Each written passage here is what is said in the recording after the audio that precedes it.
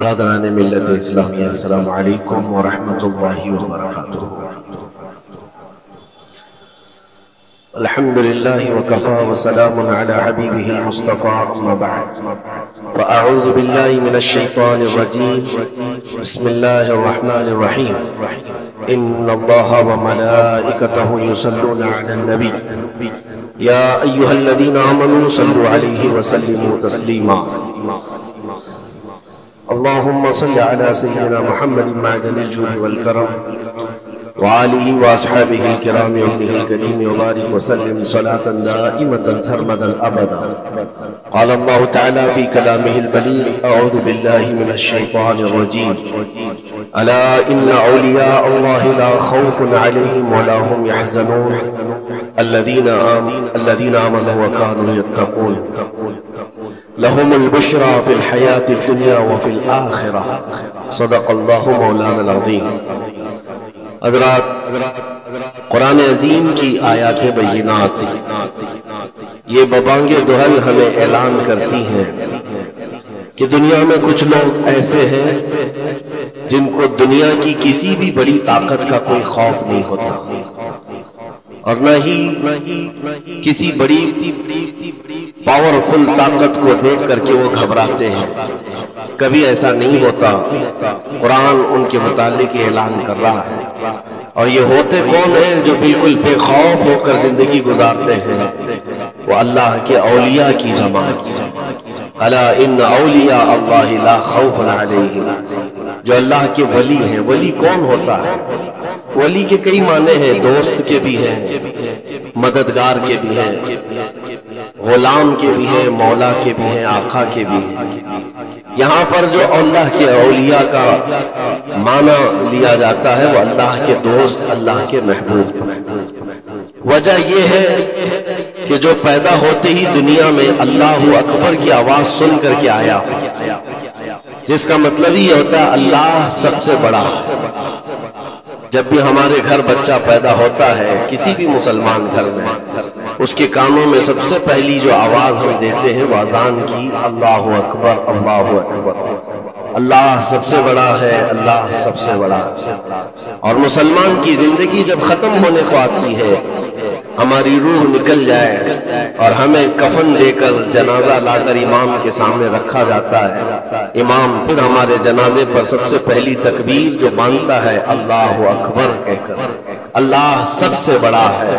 مسلمان کی یہ زندگی اس بات کے بیچ میں ہے کہ آیا تھا دنیا میں اللہ اکبر کہتے ہوئے، اور جا بھی رہا ہے دنیا سے تو اللہ اکبر کہتے ہوئے۔ جو اللہ کو سب سے بڑا مانتا ہو تو پھر دنیا کی کون سی ایسی طاقت ہے جو اسے خوف زدہ کر سکے؟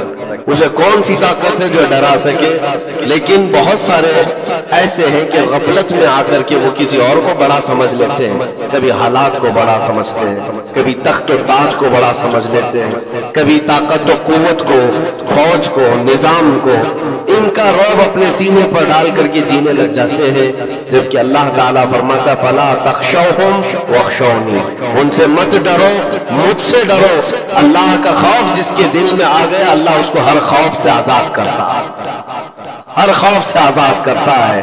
ہم ہندوستان کے جملہ مسلمان جتنے بھی ہیں، ایک مرد قلندر، مرد درویش، سیدی سرکار معین الدین حسن چشتی غریب نواز کے اس ہند میں رہتے ہیں۔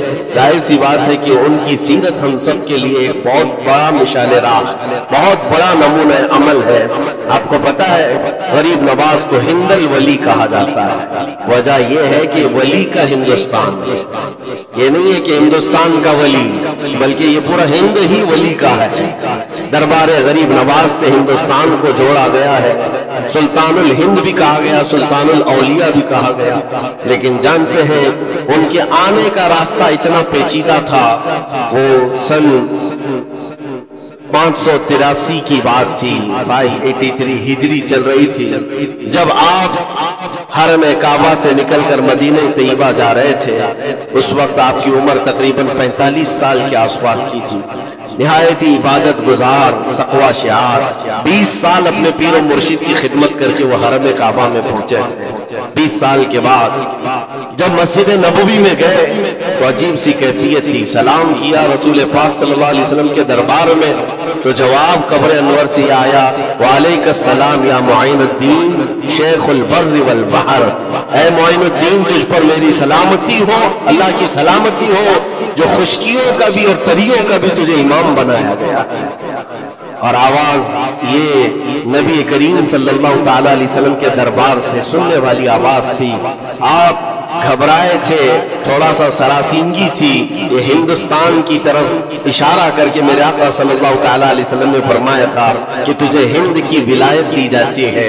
اس وقت تک سرکار غریب نواز کو نہ ہندوستان آنا کبھی ہوا تھا، نہ ہندوستان کے علاقوں کو آپ نے کبھی دیکھا تھا، کیونکہ سجستان جو یہاں سے کافی دور ہے، افغان کے قریب ایک علاقہ سنجر جہاں پر آپ کی ولادت ہوئی، وہاں سے نکل کر کے آپ نیشاپور میں آباد رہے۔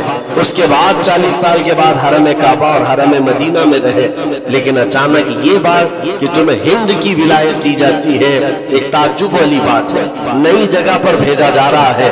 آپ دوبارہ شام میں نبی پاک صلی اللہ علیہ وسلم کے دربار میں حاضر ہوئے اور سلام پیش کرنے کے بعد، کیونکہ یہ خوشی کی بات تو سب کے لیے تھی کہ ہندوستان کو اللہ تعالیٰ ایک عظیم ولی بھیج رہا ہے، لیکن جس کو بھیجا جا رہا ہے وہ بے قرار تھا، بے چین تھا، کیونکہ نہ راستے پتہ ہے نہ ملک کے حالات معلوم ہے۔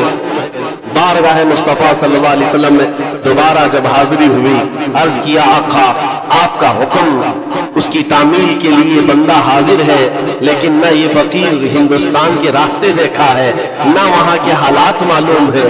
حضور پاک صلی اللہ تعالیٰ علیہ وسلم کے دربار میں یہ اپنی بپتا سنا رہے تھے، داستان غم سنا رہے تھے، غنودگی تاری آ گئی، یعنی نیند سی کیفیت آ گئی، اور بارگاہ رسول صلی اللہ علیہ وسلم نے ایک دیوار پر ٹیک لگا کر جیسے ہی آپ کی آنکھیں بند ہوئی، رسول کریم صلی اللہ علیہ وسلم تشریف لائے اور اشارہ فرما کر پورے ہندوستان کے نقشے آپ کے سامنے کھول کر رکھ دیے، اور پھر غریب نواز کو یہ بتایا بھی کس جگہ سے تمہیں سفر کرنا ہے، کیسے تمہیں جانا ہے اور کہاں تمہارا مسکن ہوگا۔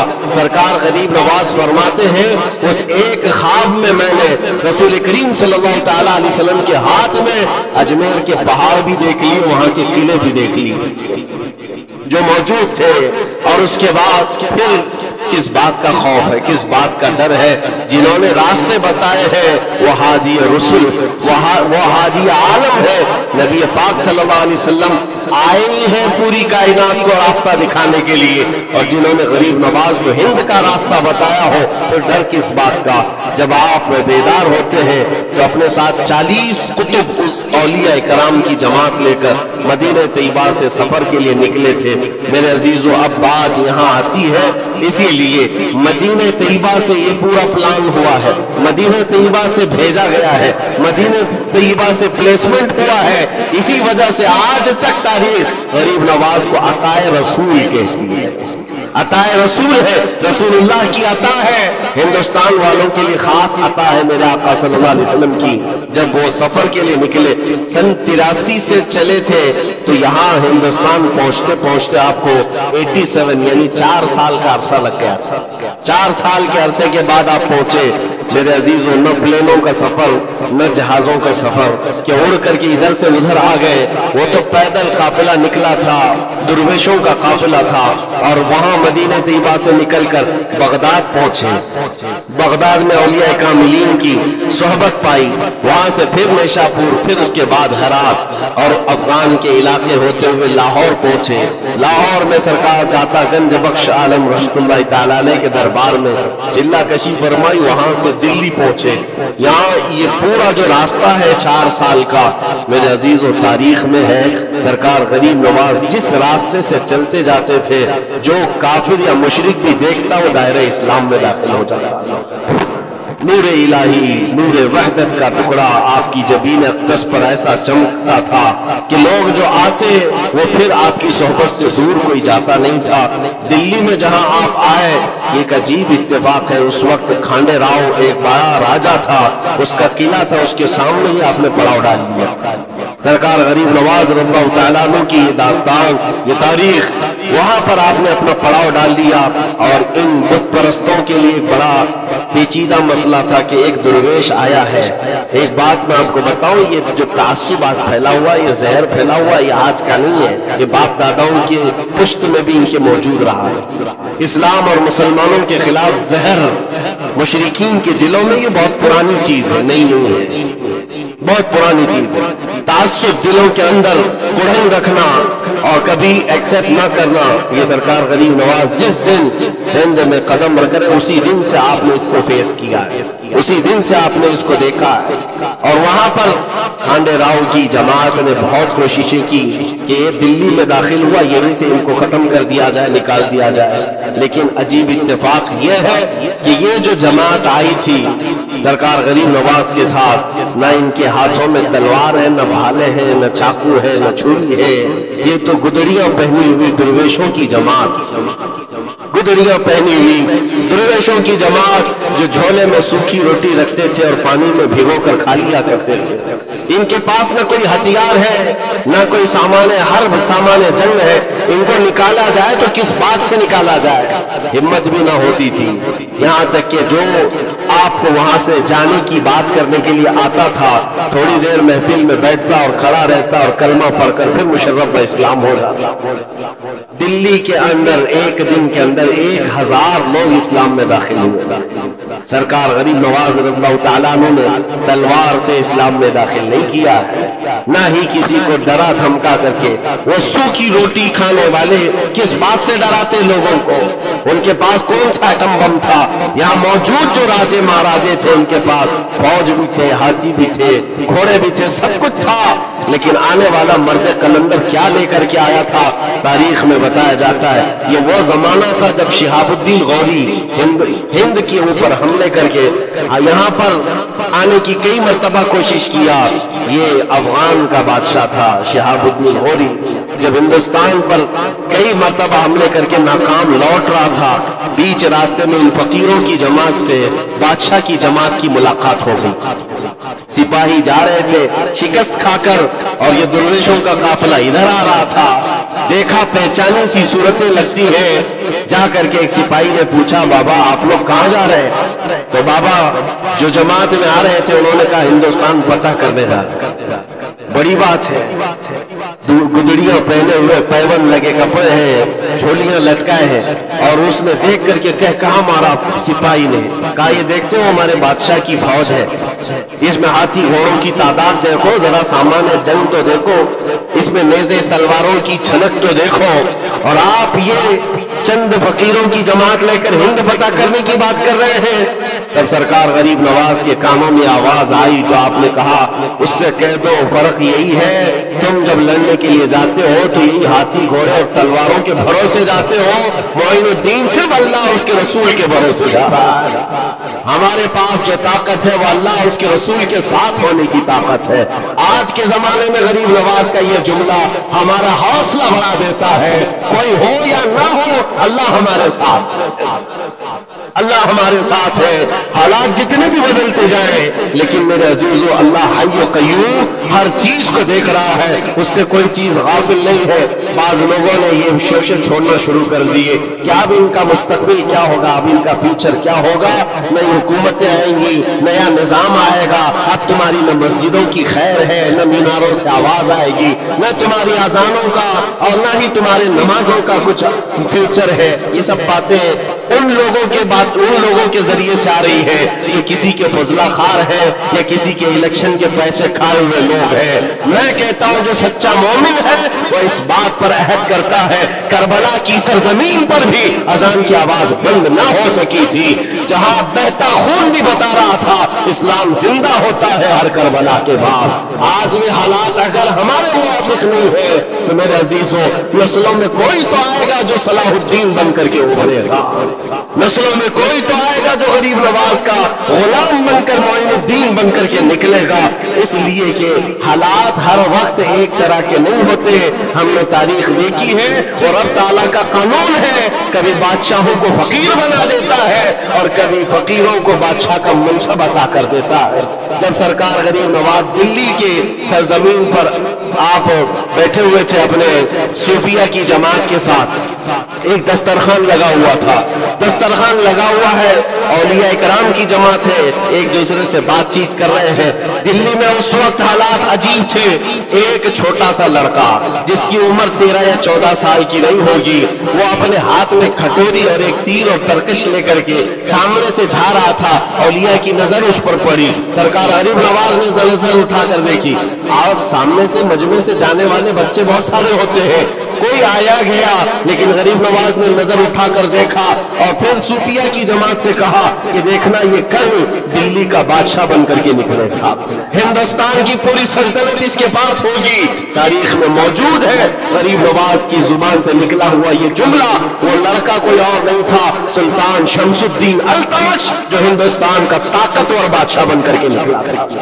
हाँ, वो जिसको चाहे नवाज दे और जिसको चाहे उठा दे। अजीजा ने गिरामी वक़ार, हमारे इम्तिहान की घड़ी चल रही है, हमारे हालात अभी यानी बैक की तरफ अगर जा रहे हैं तो इसका मतलब ये नहीं है कि खत्म हो गए। हम ये देखते रहेंगे और वक्त ताला की मदद का इंतजार भी करेंगे। हमारे साथ जो कुछ भी जुल्म हो या नाइंसाफी हो, हर एक चीज के लिए हम इतना ही कहते हैं ये वक्त भी गुजर जाएगा, रात हमेशा नहीं होती, सुबह का उजाला जरूर आएगा, सुबह का उजाला आएगा। अजीजा ने गिरामी वक़ार, सरकार गरीब नवाज रज़ियल्लाहु तआला अन्हु का वो जुमला याद रखो, हम अल्लाह और उसके रसूल के भरोसे जीते, अल्लाह और उसके रसूल के भरोसे जीते हैं। ताकतें, कुव्वतें या तख्त और ताज हमारे मुखालिफ हो जाए तो ये नई बात नहीं है, इस्लाम के साथ ये हर बार होता रहा, इससे पहले भी हुआ है। हालात हमारे मुखालिफ रहे। औलिया कामिलीन की जमातें देखिए, अहले बैत अतार, रसूलुल्लाह की आल, इतने में आपको शहादत के वाक़यात अगर बता दूं, आपको तो सिर्फ एक करबला मालूम होगा, एक करबला सुना होगा कसरत से, लेकिन जानते हो रसूलुल्लाह की आल में से कई ऐसे साहबजादे हैं जिनको जेलों में एक एक साल नहीं 7 साल 8 साल तक बंद रखा गया। इमाम मूसा काजिम रज़ियल्लाहु तआला अन्हु को 7 साल तक जेल में रखा, जंजीरों से बांधा और जहर देकर के उनको शहीद किया गया है। इमाम मोहम्मद बिन हसन अस्करी 20 साल तक जेल में काटे। ये रसूलुल्लाह के घर वालों की बात कर रहा हूँ। सैयदना ज़ैद शहीद जिनको सूली पर चढ़ा दिया गया था, ये इमाम हसन मुज्तबा की औलाद में से है। ये सारे खूनी दास्तानें यहाँ इस्लाम की तारीख में मौजूद है। जब इस्लाम उस वक्त नहीं रुका तो अब क्या खाक रुके। इस्लाम अब नहीं रुकना है, क़यामत तक इसकी हिफाजत अल्लाह करीम फरमाएगा, अल्लाह करीम फरमाएगा।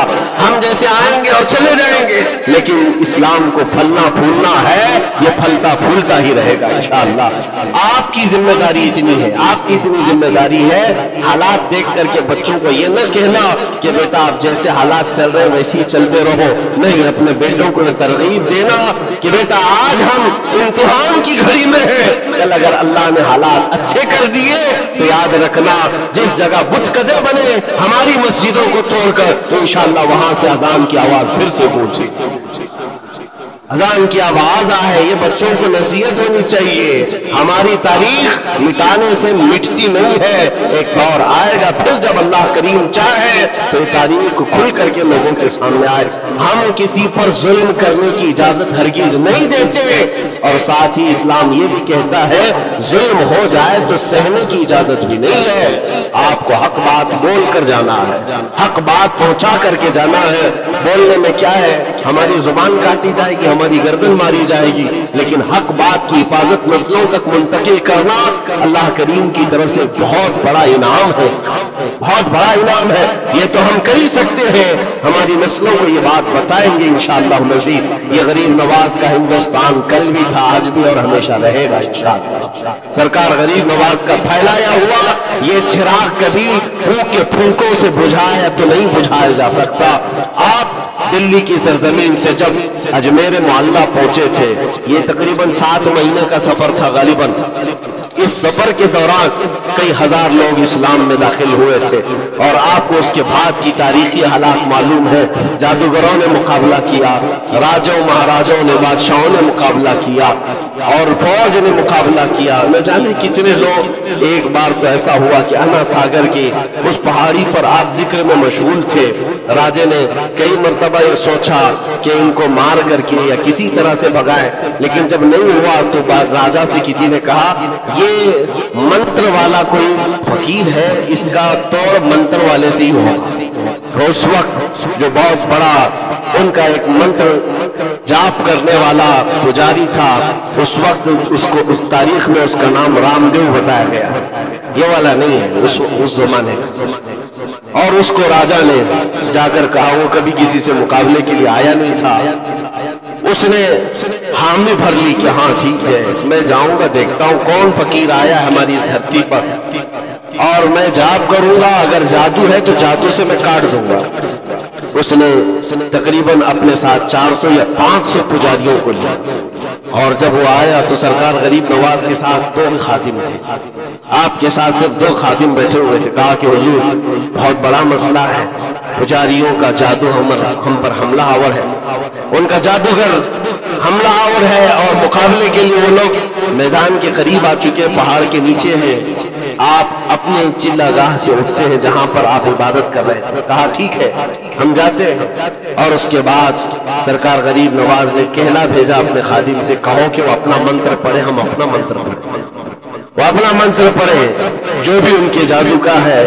اب جب وہ پنڈت نے، پجاری نے دیکھے بغیر اپنے سارے پجاریوں سے کہا کہ جیسے ہی وہ درویش آئے گا، وہ فقیر آئے گا، ہمارا یہ منتر ہے، یہ پڑھنا، وہ آگ میں بھسم ہو جائے گا، دنیا دیکھے گی۔ سبوں نے کہا ٹھیک ہے، لیکن ابھی کسی نے دیکھا نہیں تھا، لیکن جیسے ہی وہ اپنی چھوپڑی سے یہ مرد قلندر جلوہ رسول لے کر کے نکلا تھا، جمال رسول لے کر نکلا تھا، بیٹا ہے کس کا؟ حسن و حسین کا بیٹا ہے، فاطمہ زہرا کا بیٹا ہے۔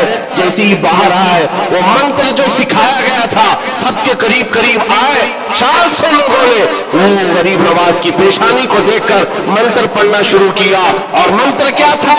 ان کی زبان سے لا الہ الا اللہ، لا الہ الا اللہ، لا الہ الا اللہ۔ لوگوں نے کہا یہ ادھر کیسے آ گیا کلمہ؟ اور جا کر اس رام جو اسے کہا گیا، اس نے کہا کہ یہ 400 کے 400 لوگ تو کوئی اور ہی کلمہ پڑھ رہے ہیں، کوئی اور ہی کلمہ پڑھ رہے ہیں۔ وہ اتر کر کے آیا ہاتھی کے کجاوے سے نیچے، اور سرکار غریب نواز کو دیکھا تو اس نے کہا یہ جھوٹ نہیں کہہ رہے، میں بھی وہی پڑھتا ہوں جو یہ پڑھ رہے ہیں۔ آپ کو تاریخ میں پتا ہو کہ اس کا نام سرکار غریب نواز نے شادی دیو رکھا اور اپنے مریدین میں شامل فرمایا، اور زندگی بھر سرکار غریب نواز کے خلفاء میں اور آپ کے خادموں میں شامل رہا۔ یہ تلوار سے اور چاقو بھالے نیزے سے نہیں کیا گیا تھا، وہ نور مصطفیٰ کی جلوہ گری تھی، جہاں نظر اٹھایا وہاں کے دلوں کی کالک کو دور کر کے ان کے دلوں کو بھی روشن فرما دیا تھا۔ آج ہم بھی یہی تمنا کرتے ہیں، اجمیر اسی لیے جاتے ہیں کہ ایک نظر ہم غریبوں پر پڑ جائے اور دل کا کالک اور دل کی کالک نکل جائے اور پھر دل چمکنے لگ جائے، کیونکہ اللہ کے ولیوں کی نظر جہاں پڑتی ہے وہ جگہ بھی روشن اور تابناک ہو جایا کرتی ہے۔ مولا کریم سرکار غریب نواز کی نسبت زندگی بھر ہمارے ساتھ قائم و دائم رکھے، اور پھر اپنی نسلوں کو بھی اللہ تعالیٰ ان کی غلامی میں شامل رکھے۔ اجمیر ہم جا نہ سکے، لیکن یہاں سے ہم یہ التجا کریں گے غریب نواز کے دربار میں، خواجہ ہند وہ دربار ہے آلہ تیرا، کبھی محروم نہیں مانگنے والا تیرا، تیرے در کی یہ کرامت دیکھی ہے بارہا، تیرے در کی بارہا یہ کرامت دیکھی ہے، غریب آئے اور ہو گئے غریب نواز۔ وآخر دعوانا الحمدللہ رب العالمین۔ السلام علیکم۔